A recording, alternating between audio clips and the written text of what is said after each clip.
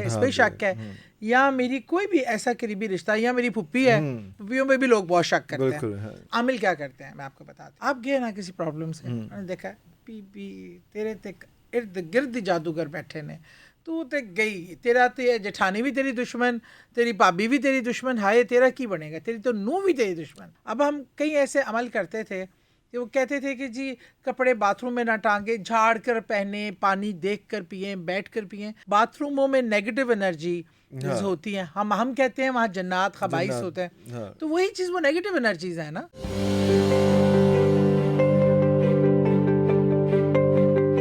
जादू को किस तरह से, अब कौन सी ऐसी चीज़ें हैं कि आप उसको पहले तो चेक करें कि जादू है या मुझे कोई इल्यूजन नहीं है, या किसी ने कोई ऐसी चीज़, कोई ऐसा कोई मसला नहीं आ रहा, सचमुच जादू है, खुद से डिफाइन करने का, या you have to go to any scholar और समबडी जो आपको बताए। नहीं, आपको फीलिंग खुद से स्टार्ट हो जाती हो जानी चाहिए जी। हम लोग बड़े अकीदा बड़ा वीक है ना, सानू तो बिला वजह फीलिंग आ जाती है कि यार नहीं साढ़े एक हमारा माइंड सेट अगर भी है। सानू कोई देवरानी जिठानी चंगी लग रही ऐसी कह है, रहे हैं जादू कराता है बड़ी औरतां ने गल कीती है, मैं थैंक यू, बट फिर भी गलत है ये ना कि जादू के खिलाफ लिखा भी सी कि हमारी बेवकूफ़ी है, कम इल्मी होती है कि हम सबसे पहले अपने कि हमारा जब आते हैं ना लोग, ये देखिए जी ये मेरी जेठानी है, इसने मुझे शक है, यहाँ मेरी जी ये भाभी है, इस पे शक है, या मेरी कोई भी ऐसा करीबी रिश्ता, या मेरी फुप्पी है, फुप्पियों में भी लोग बहुत शक करते हैं, ये तो जी मेरा घर बसने नहीं देना चाहते हैं ये। अब यकीन माने, और मैं लोगों को जो प्रैक्टिकली उनके हवाले से बात क्वेश्चन शुरू करती हूँ तो पता चलता है कि बीबी माशाल्लाह मजाज की ऐसी हैं कि इन्होंने सारी ज़िंदगी लोगों की ज़िंदगी जीरन की हुई है, आज अपने में मसाइल, तो वो ये ब्लेम गेम, इससे पता है क्या लोग आमिल क्या करते हैं मैं आपको बताती हूँ।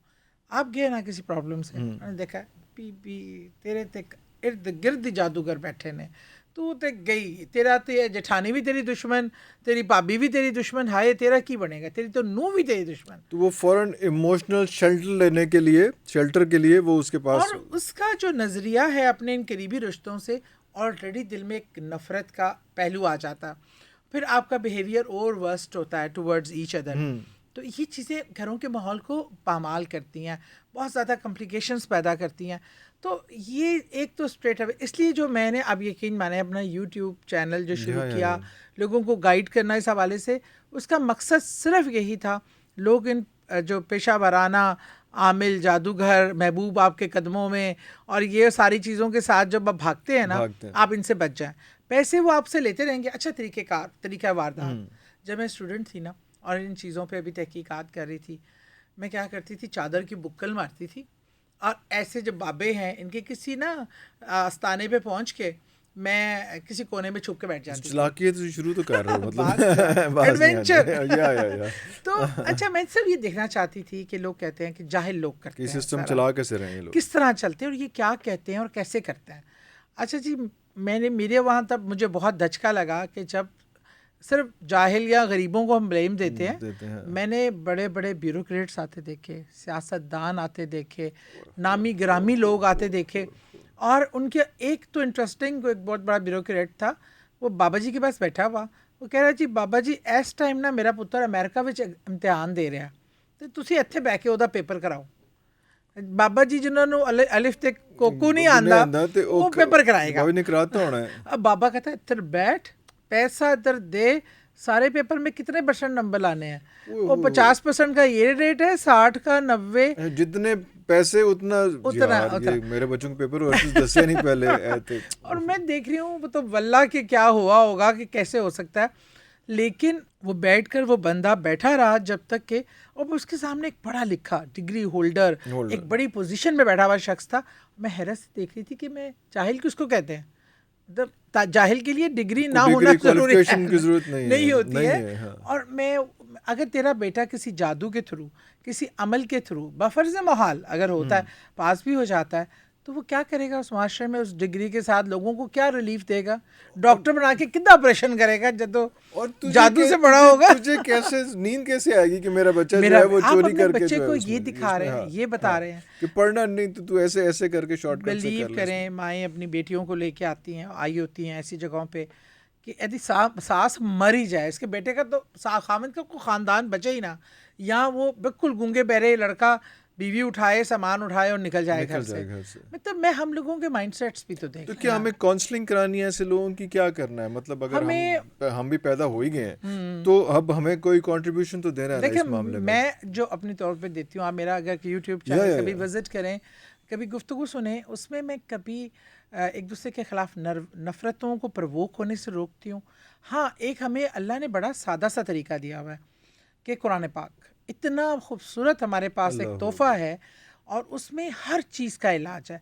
देखिए, लेकिन अल्लाह ने पहले कहा है दवा भी करो और दुआ भी करो, दोनों चीज़ें साथ। आपका अल्लाह, हमारा मज़हब जो है वो लॉजिकल मज़हब है, हर चीज़ को करने के। अब हम कई ऐसे अमल करते थे कि वो कहते थे कि जी कपड़े बाथरूम में ना टांगे, झाड़ कर पहने, पानी देख कर पिए, बैठ कर पिए। आज मेडिकली हर चीज़ प्रूव होती है कि ये आपके लिए फिजिकली बेनिफिट कितना है। बाथरूमों में नेगेटिव एनर्जी होती हैं, हम कहते हैं वहाँ जन्नात खबाइस होते हैं, तो वही चीज़ वो नेगेटिव एनर्जीज है ना। तो वहाँ पे कपड़ा टंगा रहने से कपड़े में वो असरात ट्रांसफ़र होते हैं। या आप अगर खड़े होके अब पानी पीते हैं तो इसमें आपके गुर्दों पर कितने बुरे असरात होते हैं। और बैठ के जल्दी खाना खाना, टाइम पे सोना, दिस इज़ ऑल साइंस जो आपको रिलीजन बता रहा है, कुरान बता रहा है। तो फिर हमें कुरान ने बता दिया ये आयात पढ़ो, ये तमाम एनर्जीज़, ये तमाम मखलूक़ात तुमसे डिस्टेंस में आ जाएंगी, तुम पर अटैक नहीं कर सकेंगी, तुम्हें ऐसा वो नुकसान नहीं बचा सकेंगी जो ये बचा सकती हैं। अच्छा, ये जो आप हिसार का बात कर रही हैं अभी, आपके ये सारी चीज़ें हिसार, कोई आसान चीज़ें जो बंदा रोज़ अपनी फैमिली के साथ, सबके साथ करता है? मैं हर एक को बताती हूँ। जहाँ सबसे पहले तो जैसे ही आप बिस्तर से उठे ना, आपने बेड से नीचे कदम भी नहीं रखना जब तक आपका वज़ू हो ना हो। वज़ू तो नहीं होता जब आप सो के उठते हैं। और उसके बाद आप ने वहीं बैठकर 3 बार आयतल कुर्सी, 7 बार सूरह इखलास, 7 बार सूरह फलक, 7 बार सूरह नास और 3 बार सूरह कौसर। सूरह कौसर, हाँ जी। और वो आपने पढ़कर हाथ पे फूंक मारकर पूरे जिस्म पे हाथ फेरना है।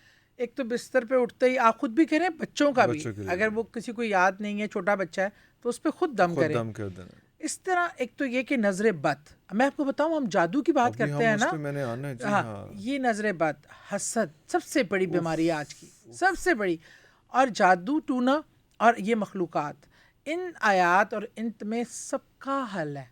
और वो आपको आपके इर्द गिर्द ना एक वो सिक्योरिटी का समझें कि ड्यूटी लग जाती है कि वो आपको इससे बचा, जो पहले असरात है उसको भी ज़ाहिल करता है और जो आने वाले से भी सेफ करता है।